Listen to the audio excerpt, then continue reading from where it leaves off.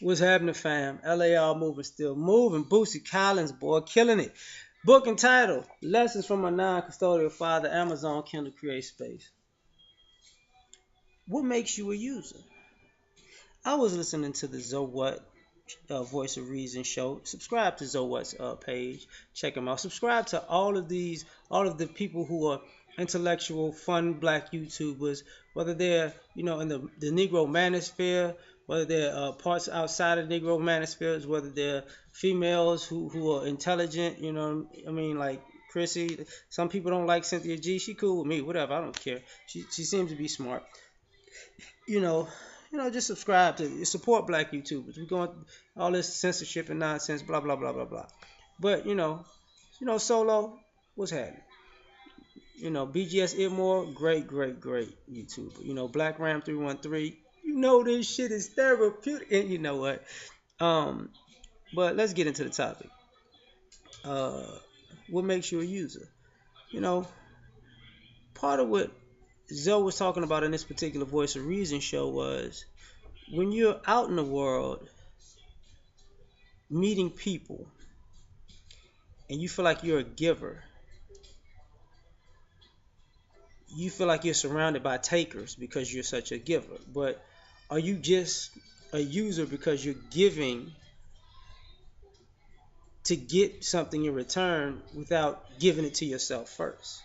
So are you trying to, in some ways, manipulate people to give you the pat on the back that you think you're the greatest thing since sliced bread because I gave you love, because I want to get it back the same way I'm giving it. I can't get it back the same way I'm giving it because I need you to do that for me. You know what I'm saying? So are you, kind of baiting people in to using love to get the love you want for yourself?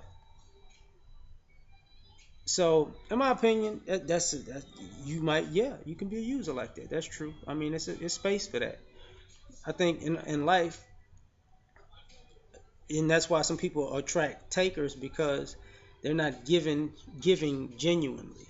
They're giving um, under the false pretense that is uh, genuine and from a good space when it's tainted, and not being able to take in the reality that maybe what you're giving is not really completely true. Maybe it's a facade. It's masqueraded in something. It's masqueraded in selfishness. Um, and I'm of the belief that sometimes givers attract takers because at some point givers were taking from somebody.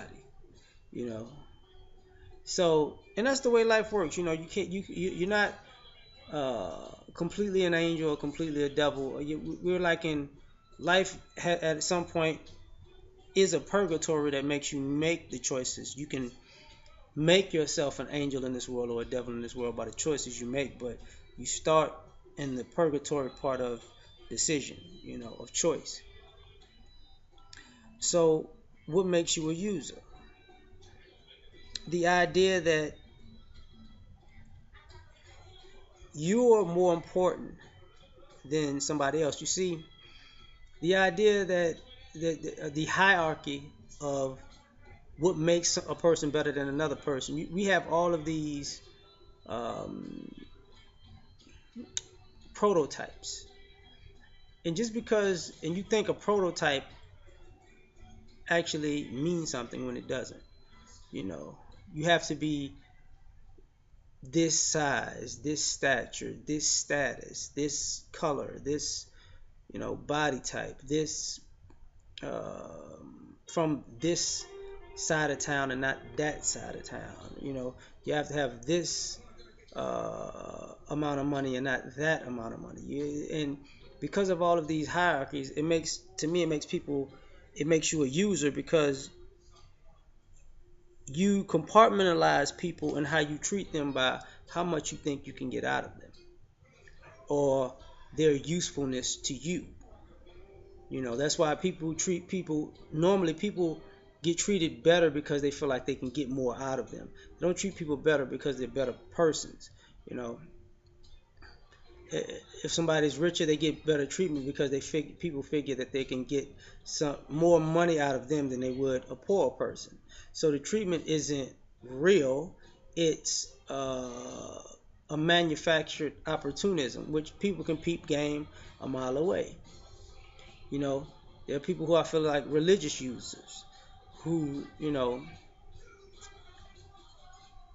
they harp on their religion as a way to guilt you to doing something for them when your spirituality should be an inward thing that goes outward, and it should be in your actions, not it doesn't guilt anyone. You make the people around you more better, you know. So I think sometimes people are religious. That makes you a religious user, you know. Sometimes you're because we all talk about financial users. That's part of the first one. Relationship users. That's part of the other one. Um, excuse me. Another one is there are people who don't consider themselves users, but they're opportunists. And what I mean by that is idea stealers. You know, IPO, creativity, thieves. And I'm not, or more so opportunists, because when you have a conversation with somebody and they're looking for an angle from which you say to come up on you, that makes you a user. You know, if somebody says, "Oh, I'm allergic to peanuts," and you say, instead of thinking like, "Yo, okay, make sure when we hanging out they don't have peanuts around them," you thinking, "Where can I put some peanuts around them to maybe get the ambulance called on them, and then I could probably rob them and get some of their shit." Yeah, this is a plan. That we call cunning and something. No, you're just a user. Like you just fucked up in the head. You know, um, energy users. You know, what makes what makes you a user with energy is some people uh, live an emotional roller coaster, but they have people around them that may be happier people. So when they need a boost in happiness, they go siphon some other people's happiness. When they need a boost in intellect, they go siphon other people's intellect. To be smarter. When they need a boost in morality, they go siphon better spirituality from somebody. And instead of um, when they need a boost in health, they go around siphon healthy people to get themselves together. So but then they're gonna go right back to the shit that they was doing, before that, and they talked about that on the show too. And they're users. Now, a good friend of mine, likes to say the term, we're on this planet, we're all here to use each other, but not misuse each other.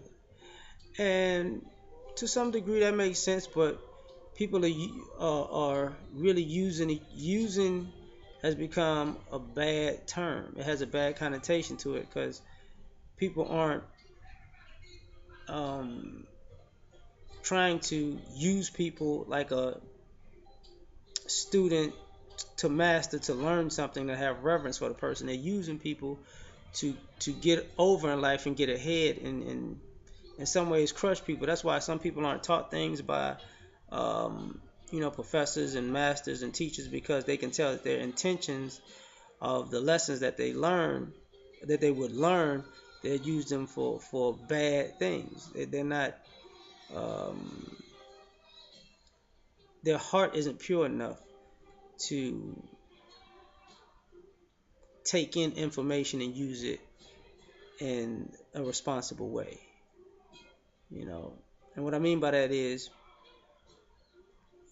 I used to wrestle when I was like in high school, and they teach you some things in wrestling, in certain moves, in any other contact sports, boxing, football, basketball. They teach you things that you could use, and you could hurt people. But what winds up happening is you're taught the restraint of not using, not letting your temper, temperament, emotions get the best of you, and doing something to somebody that you'll eventually regret or can't take back because you have the knowledge to destroy somebody, or to destroy somebody's dream, or potentially try to destroy somebody's dream and aspiration physically. And that's a rite of passage some guys gotta have, because some people don't understand it's not cool to use what you learn to destroy something that has the same aspirations that you do. So, that's part of, if you are one of those persons, the people that would do that, that makes you a user. So, this is why I made this video. I'm out.